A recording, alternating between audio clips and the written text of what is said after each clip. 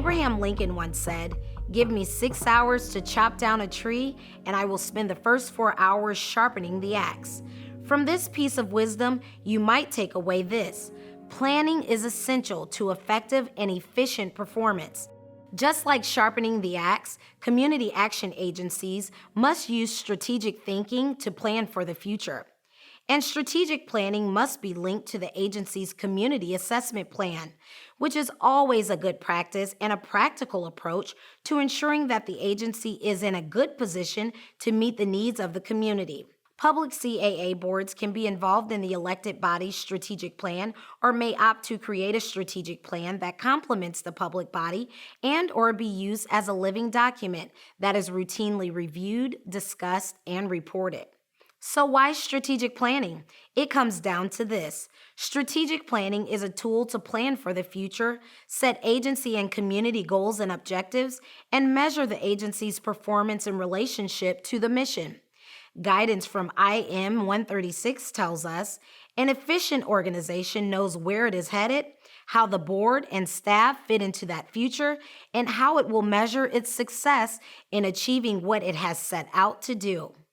Some of the important elements of a strategic plan are an environment scan, usually described as careful monitoring of an agency's internal and external environment to detect signs and opportunities or threats that may impact current and future plans. Identification and involvement of the agency's current and future stakeholders. Linkages to mission and opportunities to review the mission.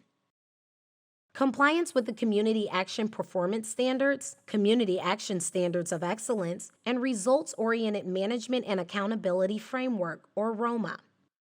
Outcome measures. Monitoring tools. What is used to supervise activities in progress to ensure they are on course in meeting objectives and performance targets. Financial transparency and accountability. It is a requirement for all community action agencies to have a strategic plan. These plans must include the following: address the reduction of poverty, revitalize low-income communities, and or empower people with low incomes to become more self-sufficient. Maybe these 3 components sound familiar to you. These same 3 elements are a part of the mission of the community action. Any planning and community action must always be sourced back to the mission and the ability to view the work of community action as a whole system.